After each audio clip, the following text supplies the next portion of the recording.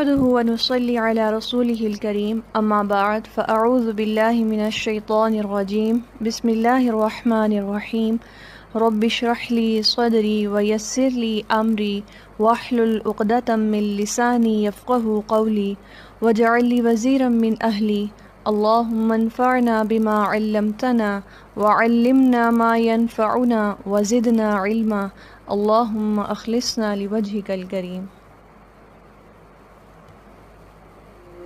إنما المؤمنون الذين إذا ذكر الله وجلت قلوبهم وإذا تليت عليهم آياته زادتهم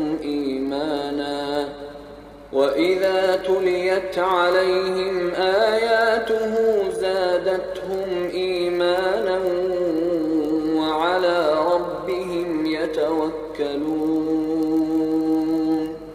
الذين يقيمون الصلاة ومما رزقناهم ينفقون أولئك هم المؤمنون حقا لهم درجات عند ربهم ومغفرة ورزق کریم. السلام علیکم ورحمۃ اللہ وبرکاتہ. سورۃ الانفال میں اللہ سبحانہ و تعالیٰ کا ارشاد ہے، بے شک مومن وہ لوگ ہیں جب ان کے سامنے اللہ کا ذکر کیا جاتا ہے تو ان کے دل کانپ جاتے ہیں، اور جب اس کی آیات ان پر پڑھی جاتی ہیں تو ان کا ایمان بڑھ جاتا ہے اور وہ اپنے رب پر توکل کرتے ہیں. وہ لوگ جو نماز قائم کرتے ہیں اور جو رزق ہم نے ان کو دیا اس میں سے خرچ کرتے ہیں، یہی سچے مومن ہیں، اور ان کے لیے درجات ہیں ان کے رب کے پاس اور بخشش اور عزت والا رزق. قرآن مجید کے حقوق کے بارے میں ہم پڑھ رہے تھے اور ہم 3 حقوق پڑھ چکے ہیں، حق التلاوت، حق الحفظ، حق التدبر. آج ہم قرآن کا چوتھا حق پڑھیں گے، حق العمل، قرآن پر عمل کرنا، جس کے بارے میں سورۃ الانعام میں اللہ سبحانہ و تعالیٰ کا ارشاد ہے، اور یہ کتاب قرآن مجید جو ہم نے نازل کی ہے بہت ہی بابرکت ہے، لہٰذا اس کی پیروی کرو اور ڈرتے رہو شاید کہ تم پر رحم کیا جائے. نبی صلی اللہ علیہ وسلم کا قرآن پر عمل. سعد بن ہشام بن عامر رحمہ اللہ کہتے ہیں کہ میں نے سیدہ عائشہ رضی اللہ عنہا سے سوال کرتے ہوئے کہا، ام المومنین، مجھے رسول اللہ صلی اللہ علیہ وسلم کے اخلاق کے بارے میں بتائیں. انہوں نے کہا، کیا تم قرآن نہیں پڑھتے؟ میں نے عرض کیا، کیوں نہیں؟ کہنے لگیں، اللہ کے نبی کریم صلی اللہ علیہ وسلم کا اخلاق قرآن ہی تھا. صحابہ کرام کا قرآن پر عمل. سیدنا عبداللہ بن مسعود رضی اللہ عنہ سے روایت ہے، وہ کہتے ہیں کہ ہم میں سے ہر شخص جب 10 آیات سیکھ لیتا تھا تو اس سے آگے نہ بڑھتا یہاں تک کہ وہ ان کے معنی کو معلوم کر لیتا اور ان پر عمل کرنا بھی سیکھ لیتا.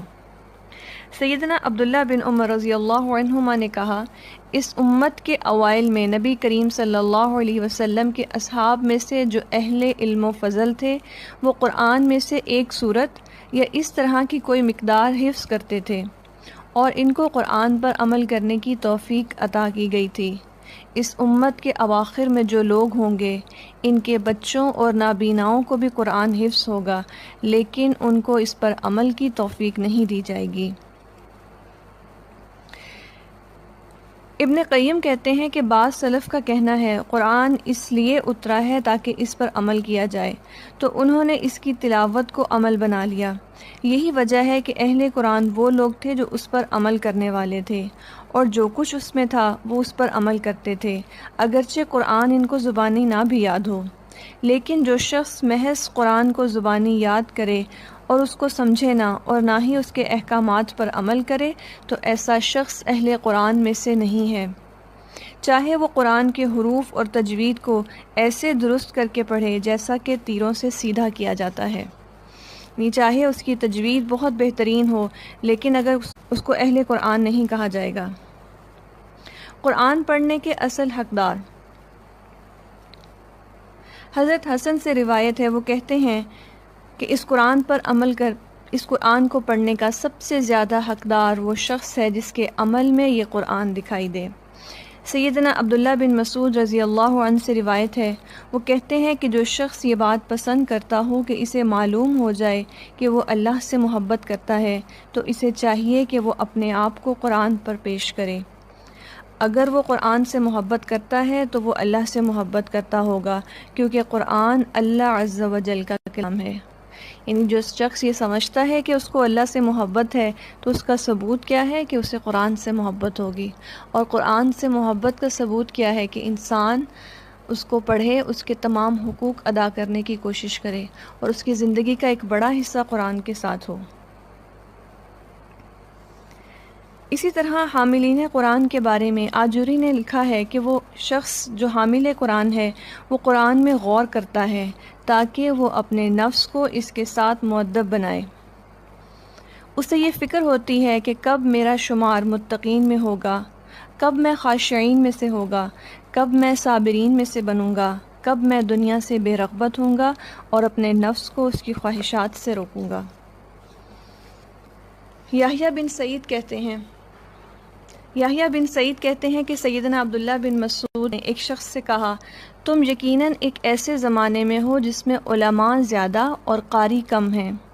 اس زمانے میں قرآن کی حدود کی حفاظت کی جاتی ہے اور اس کے حروف کو ضائع کر دیا جاتا ہے۔ مانگنے والے کم ہیں، دینے والے زیادہ ہیں۔ اس زمانے کے لوگ خواہشات سے پہلے عمل کو ظاہر کرتے ہیں۔ عنقریب ایک ایسا زمانہ آئے گا جس میں علماء کم اور قاری زیادہ ہوں گے۔ اس زمانے میں قرآن کے حروف کی حفاظت کی جائے گی لیکن اس کی حدود کو ضائع کیا جائے گا۔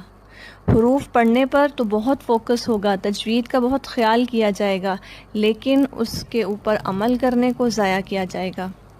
مانگنے والے زیادہ اور دینے والے کم ہوں گے۔ اس زمانے میں لوگ اپنے عمل سے پہلے اپنی خواہشات کو ظاہر کریں گے۔ یعنی خواہشات تو بہت ہوں گی، نیکی کرنے کے حوالے سے بھی بڑی بڑی خواہشات کا ذکر کریں گے، آپس میں گفتگو کریں گے، لیکن عمل نہ ہونے کے برابر ہوگا۔ حسن بصری کہتے ہیں کہ لوگوں کے اندر قرآن کے حوالے سے رغبت دیکھی جاتی ہے کہ ان میں سے ایک شخص کہتا ہے میں نے سارا قرآن پڑھ لیا، لیکن قرآن کا کوئی اثر نہ تو اس کے اخلاق میں دکھائی دیتا ہے اور نہ ہی عمل میں، کہ در حقیقت قرآن ہمیں زندگی گزارنے کا ایک طریقہ دیتا ہے۔ قرآن محض پڑھنے کی کتاب نہیں بلکہ زندگیوں میں لانے کی کتاب ہے۔ سیدنا عبداللہ بن مسعود رضی اللہ عنہ کہتے ہیں، حامل قرآن کے شایان شان یہ ہے۔ اس کے اکارڈنگ ہم سب اپنا جائزہ لیں گے جو انہوں نے حامل قرآن کی کچھ صفات بتائیں۔ اسے اس کی رات سے پہچانا جائے جبکہ لوگ سو رہے ہوں، اسے اس کے دن سے پہچانا جائے جب لوگ کھا پی رہے ہوں۔ یعنی جب لوگ ان کاموں میں مشغول ہوتے ہیں تو وہ ان کاموں میں مصروف نہیں ہوتا، وہ اس سے کچھ ڈیفرنٹ کام کر رہا ہوتا ہے۔ اسے اس کے غم سے پہچانا جائے جب لوگ خوش ہو رہے ہوں، اس کے رونے سے پہچانا جائے جب لوگ ہنس رہے ہوں، اس کی خاموشی سے پہچانا جائے جب لوگ باتوں میں مشغول ہوں، اور اس کے خشوع سے پہچانا جائے جب لوگ تکبر اور فخر کا اظہار کر رہے ہوں۔ اور چاہیے کہ حامل قرآن رونے والا، غمگین، بردبار، سمجھ بوجھ والا اور کم گو ہو، اور حامل قرآن کے لیے یہ جائز نہیں کہ نہ تو وہ شور شرابہ کرنے والا ہو، نہ چیخنے والا ہو، اور نہ ہی تیز طبیعت والا ہو۔ ہم میں سے ہر ایک شخص جو اپنے بارے میں ہم یہ سمجھتے ہیں کہ اگر ہم حامل قرآن ہیں، ہم اپنا جائزہ لیں، ان اوقات میں ہم باقی ہی لوگوں کی طرح ہوتے ہیں یا واقعی قرآن کا اثر ہماری زندگیوں میں ہمیں نظر آتا ہے۔ فضیل بن عیاض رحمہ اللہ کہتے ہیں کہ حامل قرآن اس قرآن کی تعظیم کو ملحوظ رکھتے ہوئے اس کے لیے جائز نہیں کہ وہ کھیلنے والے کے ساتھ کھیلے، غفلت کرنے والے کے ساتھ غفلت کرنے والوں کے ساتھ لغو کام کرے۔ سیدنا معاذ بن جبل سے روایت ہے، وہ کہتے ہیں کہ عنقریب یہ قرآن کچھ لوگوں کے سینوں میں بوسیدہ ہو جائے گا جیسا کہ کپڑا بوسیدہ ہو کر پھٹ جاتا ہے۔ لوگ اس قرآن کو پڑھیں گے لیکن اس میں کوئی لطف اور لذت نہیں پائیں گے۔ وہ بھیڑیوں کے دلوں پر بھیڑیوں کی کھالیں پہنیں گے۔ ان کا عمل لالچ کے لیے ہوگا لیکن اس عمل میں اللہ کا خوف نہیں ہوگا۔ اگر وہ عمل میں کوتاہی کریں گے تو کہیں گے عنقریب ہم جنت تک پہنچ جائیں گے۔ کوتاہی کے باوجود جنت کے امیدوار ہیں، اور اگر وہ برے عمل کریں گے تو کہیں گے کہ ہمیں معاف کر دیا جائے گا کیونکہ ہم اللہ کے ساتھ کسی کو شریک نہیں ٹھہراتے۔ تو قرآن پر جہاں اس کو پڑھنا، اس کی تلاوت کرنا، اس کو حفظ کرنا اس کا حق ہے، وہیں اس پر عمل کرنا بھی قرآن کا حق ہے۔ اور جیسا کہ کہا گیا کہ صاحب قرآن، حامل قرآن تو در حقیقت وہی شخص ہے جس کے عمل میں قرآن ہے، جس کا عمل اس بات کی گواہی دے کہ اس کے دل میں قرآن موجود ہے۔ اللہ سبحانہ و تعالی ہمیں قرآن کی صحیح سمجھ اور اس پر صحیح طور پر عمل کرنے کی توفیق عطا فرمائے۔ کل ہم نے سورۃ المطففین پڑھی تھی۔ سورۃ المطففین کا تھوڑا سا ریویو کرتے ہوئے ہم انشاءاللہ آگے چلیں گے۔ سورۃ المطففین، جیسے کل کسی نے پوچھا بھی ہوا تھا کہ علیین کی کیا صفات ہیں۔ پہلی بات یہ کہ علیین کے بارے میں کیا کہا گیا کہ ان کتاب الابرار لفی علیین، نیک لوگوں کا نامہ اعمال علیین میں رکھا جائے گا۔ تو ہر وہ شخص جو اپنی زندگی کو اللہ سبحانہ و تعالیٰ کی اطاعت کے مطابق گزار رہا ہے، بیسیکلی وہ ایک نیک زندگی گزارنے کی کوشش کر رہا ہے، اور ایسے میں اللہ سے امید رکھی جاتی ہے کہ اللہ تعالیٰ اس کو علیین میں شمار فرمائے گا۔ اسی طرح ہمیں ایک حدیث ملتی ہے کہ ایک نماز کے بعد دوسری نماز کا وقت اس طرح سے گزارنا کہ اس کے درمیان کوئی لغو بات نہ ہو، تو ایسا عمل علیین میں درج کیا جاتا ہے۔ یہ حدیث کا مفہوم ہے کہ ایک سے دوسری نماز تک میں اگر انسان کوئی لغو بات نہ کرے تو اس کا ایسا عمل علیین میں لکھا جاتا ہے۔ اسی طرح ہم نے کل پڑھا حضرت ابو ہریرہ کے بارے میں، جن کے علم کے شوق کے بارے میں پڑھا، اور جیسا کہ ہم نے پڑھا وَفِي ذَلِكَ فَلْيَتَنَافَسِ الْمُتَنَافِسُونَ، جنت ہے وہ چیز جس کے لیے انسان ایک دوسرے سے مقابلہ بازی کرے۔ اور حضرت ابو ہریرہ کا حدیث کے علم کے لیے شوق، ان کی رغبت اور ان کا اس کے لیے اپنے آپ کو لگانا، اس بات کا ثبوت کہ انہوں نے جنت کے لیے کس قدر کوشش کی۔ ایسے میں ہم میں سے ہر ایک یہ دیکھے کہ دین کے علم کے لیے میرا شوق، میری رغبت، میری قربانی کیا ہے۔ کتنی ایسے راتیں ہیں جو میں نے اس سوچ سے اور اس عمل کے لیے جا کر گزاری کہ جس میں میرا پورا کنسرن قرآن کی کسی آیت کو سمجھنا تھا، کسی حدیث کو یاد کرنا تھا، کسی حدیث کو سمجھنا تھا، یا قرآن کے اوپر غور و فکر کرنا تھا۔ وہ ایسے کون سے لمحات ہیں جو میں نے بھوک اور پیاس کو برداشت کرتے ہوئے ہر چیز کو سائڈ پہ کر کے پورا فوکس ہو کے قرآن کو سمجھنے کے لیے اپنا وہ وقت لگایا ہو، اور ان کو 1000 سے زائد احادیث زبانی یاد تھیں جو انہوں نے روایت بھی کی۔ ایسے میں ہم میں سے ہر ایک اپنا جائزہ لے، مجھے نبی صلی اللہ علیہ وسلم سے کتنی احادیث یاد ہیں، اور اگر نہیں بھی یاد تو کتنی احادیث ایسی ہیں جو میرے عمل میں موجود ہیں، چاہے وہ ایک چھوٹی سے چھوٹی کوئی حدیث ہی کیوں نہ ہو۔ مثال کے طور پر نبی صلی اللہ علیہ وسلم نے فرمایا تمہارا اپنے بھائی کو دیکھ کر مسکرانا بھی صدقہ ہے، بیٹھ کر پانی پینے کی ایک سنت ہے، ہر کام شروع کرنے سے پہلے بسم اللہ پڑھنا، اور اس طرح کی دیگر چھوٹی چھوٹی سنتیں۔ اور ان میں سے بھی کون سی ایسی سنت ہے جس کے بارے میں میں یقینی طور پر کہہ سکتی ہوں کہ جب سے میں نے اس سنت اور اس حدیث کو سنا، اس کے بعد سے آج تک میں نے اس کام کو نہیں چھوڑا، میں نے اس حدیث کو نہیں چھوڑا۔ نبی صلی اللہ علیہ وسلم نے فرمایا کہ انسان کے لیے، یعنی اللہ سبحانہ و تعالیٰ کے ہاں سب سے زیادہ فضیلت والا عمل وہ ہے جس پر اس کو دوام ہو، جو وہ ہمیشہ کرنے والا ہو، خواہ وہ تھوڑا عمل ہی کیوں نہ ہو، لیکن انسان اس کو استقامت سے کرنے والا ہو۔ اور صحابہ کرام کا حال یہ تھا کہ حضرت ابوبکر صدیق فرمایا کرتے تھے کہ اگر مجھ سے کوئی ایک حدیث بھی رہ جائے عمل کے لیے، نبی صلی اللہ علیہ وسلم کی کسی ایک حدیث کو بھی میں چھوڑ دوں تو مجھے ڈر ہے کہ میں گمراہ ہو جاؤں گا۔ اسی طرح کل ہم نے جنت اور جہنم کے بارے میں پڑھا، اور یہ ہم نے پڑھا کہ ہمیں انشاءاللہ روزانہ کم سے کم 3 بار اللہ سبحانہ و تعالیٰ سے جنت کا سوال کرنا ہے اور جہنم سے پناہ مانگنی ہے، کیونکہ ایسے میں جنت خود اللہ سبحانہ و تعالیٰ سے فرماتی ہے کہ اس شخص کو جنت میں داخل فرما دیجیے۔ آج انشاءاللہ ہم پڑھیں گے سورۃ الانشقاق، مکی سورت ہے، اس کی تلاوت۔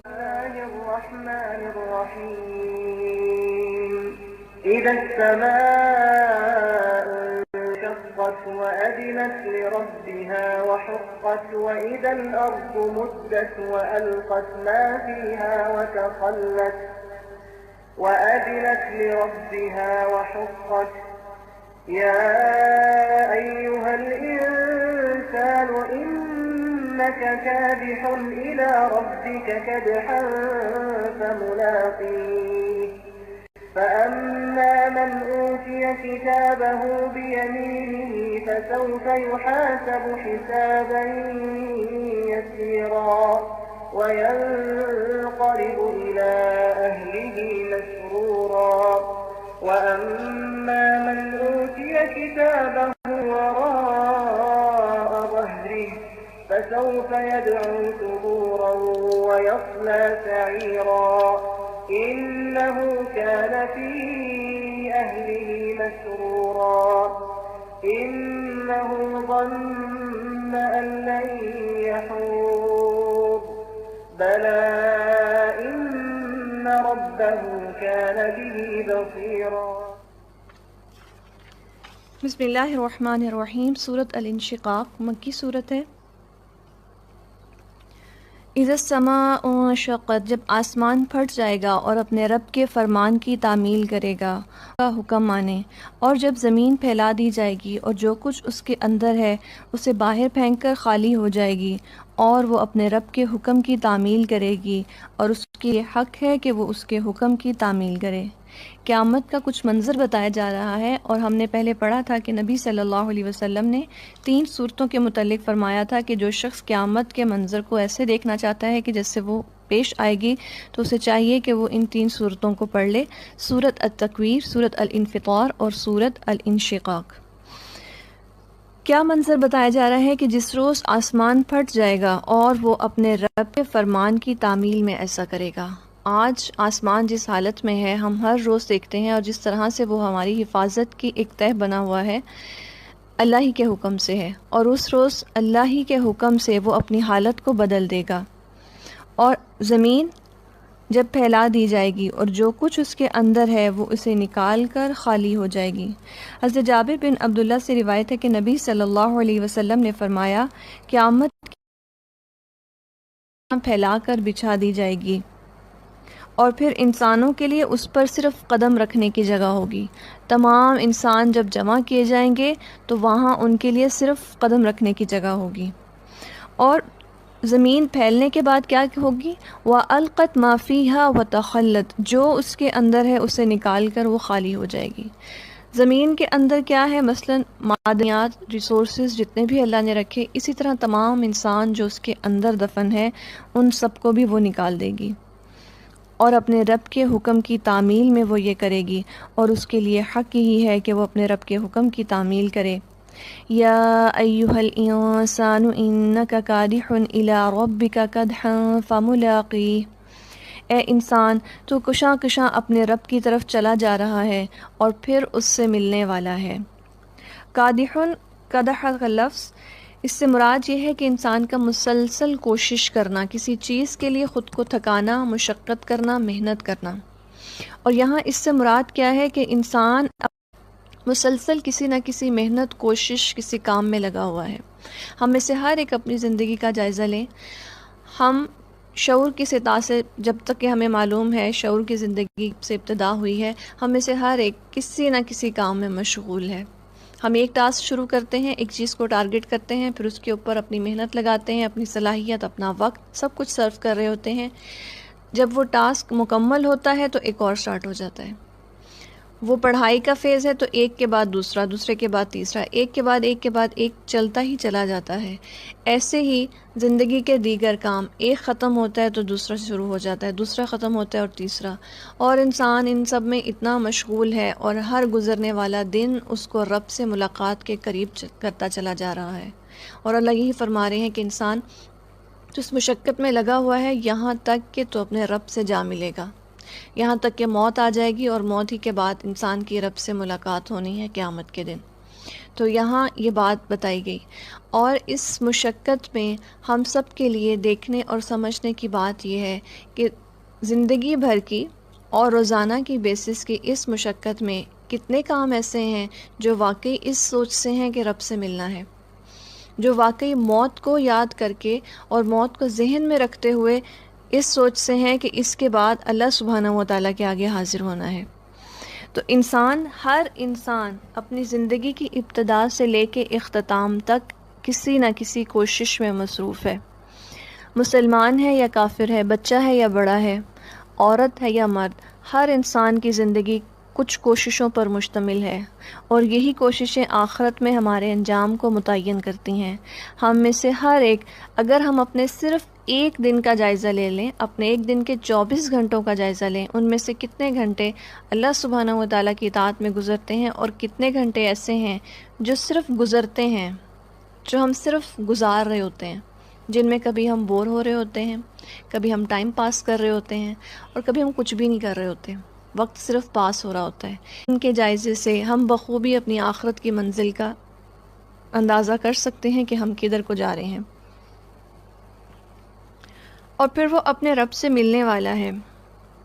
پھر جس کا نامہ اعمال اس کے سیدھے ہاتھ میں دیا گیا، فَسَوْفَ يُحَاسَبُ حِسَابًا يَسِيرًا، اس سے ہلکا حساب لیا جائے گا، اور وہ اپنے لوگوں کی طرف خوش خوش پلٹے گا۔ رہا وہ شخص جس کا نامہ اعمال اس کی پیٹھ کے پیچھے دیا جائے گا، تو وہ موت کو پکارے گا اور بھڑکتی ہوئی آگ میں جا پڑے گا۔ یہاں پر پھر دو طرح کے لوگ، قیامت کا ذکر آیا، اللہ سبحانہ تعالیٰ سے ملاقات کا، اور پھر دو کردار بتا دیے۔ ایک وہ شخص جس کا نامہ اعمال اس کے دائیں ہاتھ میں دیا جائے گا، اور دائیں ہاتھ میں نامہ اعمال کا دیا جانا انسان کی کامیابی کی علامت ہے کہ وہ اللہ سبحانہ تعالیٰ کے ہاں سرخرو ہوا۔ اور یہ کیسا شخص ہے؟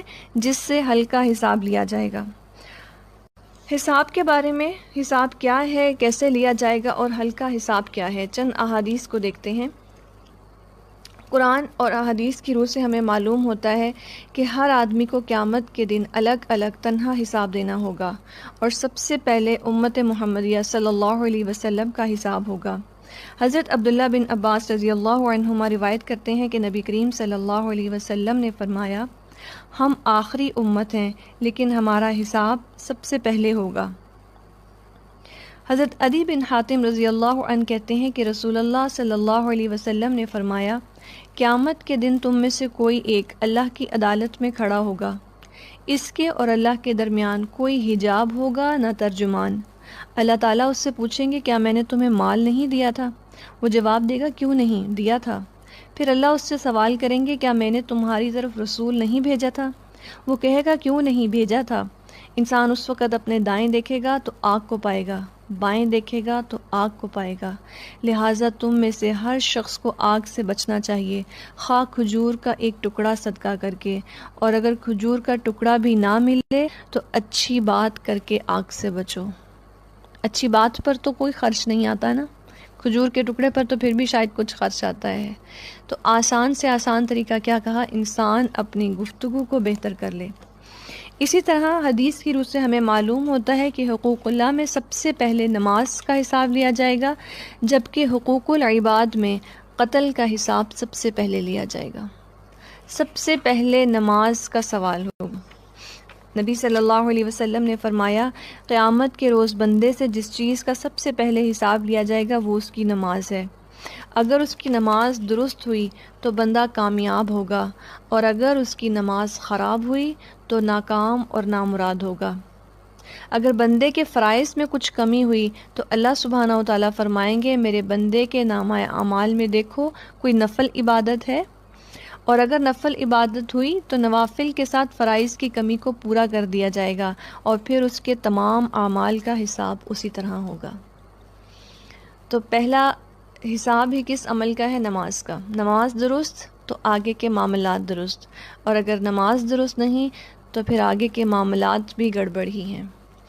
ہم اپنی نمازوں کا جائزہ لیں، کیا میری نماز واقعی اس نماز کی جیسے ہے جیسے نبی صلی اللہ علیہ وسلم نے سکھائی؟ کیا نماز میں میرا دل اللہ سبحانہ و تعالیٰ کی طرف متوجہ ہوتا ہے؟ کیا میری نماز میں ٹھہراؤ اور سکون ہے؟ سجدے اور رکوع پورے ہیں؟ کہیں میں نماز میں کوئی چوری تو نہیں کر جاتی؟ جیسے ہم نے کل پڑھا نا، بدترین چوری نماز کی چوری ہے، جس میں انسان رکوع اور سجود کو پورا نہ کرے۔ اور دل کتنا اللہ سبحانہ و تعالیٰ کی طرف متوجہ ہوتا ہے۔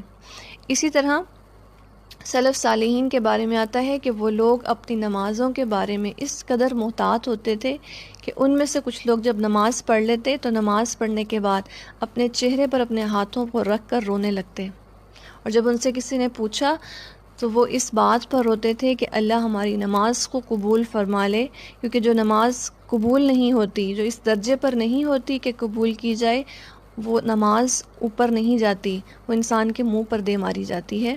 یہ حدیث کی روح سے ہمیں معلوم ہوتا ہے۔ تو صرف نماز کا ادا کر دینا کافی نہیں ہے، بلکہ اس کی تمام شرائط اور آداب کو ملحوظ خاطر رکھنا بھی ضروری ہے۔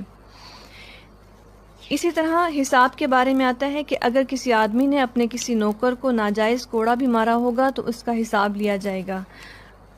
حضرت ابو امامہ رضی اللہ عنہ سے روایت ہے، رسول اللہ صلی اللہ علیہ وسلم نے فرمایا، جس شخص نے جھوٹی قسم کھا کر کسی مسلمان کا حق مارا تو اس کے لیے جہنم واجب کر دی گئی اور جنت حرام کر دی گئی۔ کسی شخص نے پوچھا، یا رسول اللہ، خواہ وہ معمولی چیز ہو؟ آپ نے فرمایا، خواہ وہ پیلو کی ایک ٹہنی ہی کیوں نہ ہو۔ حضرت عمر بن خطاب فرماتے ہیں، اپنے آپ کا حساب کرتے رہو اس سے پہلے کہ قیامت کے دن تمہارا حساب لیا جائے، اور اپنے آپ کو بڑی پیشی کے لیے تیار رکھو، کیونکہ جس نے دنیا میں اپنا حساب کر لیا تو قیامت کے دن اس کا حساب ہلکا ہوگا۔ اور پھر دیگر وہ نعمتیں جن کے بارے میں ہمیں قرآن اور حدیث سے معلوم ہوتا ہے کہ ان کے بارے میں حساب لیا جائے گا۔ یہ نعمتیں ہمیں قرآن اور حدیث سے جو معلوم ہوتی ہیں، جن میں خاص طور پر کان، آنکھ اور دل کا ذکر کیا جاتا ہے، اسی طرح عزت ہیں جن کے بارے میں سوال ہوگا، تندرستی اور ٹھنڈے پانی کے بارے میں بھی سوال ہوگا۔ حضرت ابو ہریرہ کہتے ہیں کہ رسول اللہ صلی اللہ علیہ وسلم نے ارشاد فرمایا، قیامت کے دن لوگوں سے نعمتوں کے سلسلے میں سب سے پہلے جس چیز کا سوال ہوگا وہ یہ ہوگا کہ ہم نے تیرے بدن کو صحت نہ دی تھی اور تمہیں ٹھنڈے پانی سے سیراب نہ کیا۔ یعنی یہ چیزیں اللہ سبحانہ تعالیٰ نے عطا کیں تو انسان نے پھر ان کو استعمال کر کے اللہ کا کیا شکر ادا کیا۔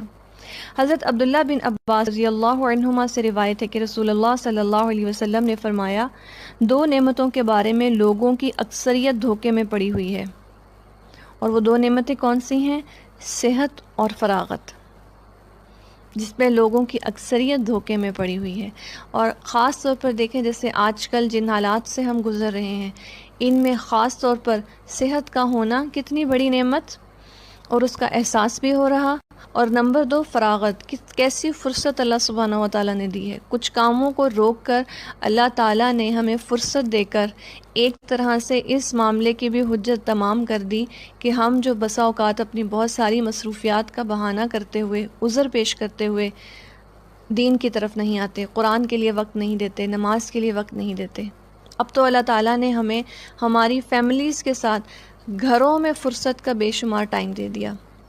اور نبی صلی اللہ علیہ وسلم نے فرمایا، یہ دو نعمتیں ایسی ہیں کہ جن کے بارے میں انسان دھوکے میں پڑا ہوا ہے، کہ جب یہ ہوتی ہیں تو ان کی قدر نہیں ہوتی، اور جب یہ اللہ سبحانہ تعالیٰ لے لیں تو پھر انسان اس کے لیے تڑپتا ہے۔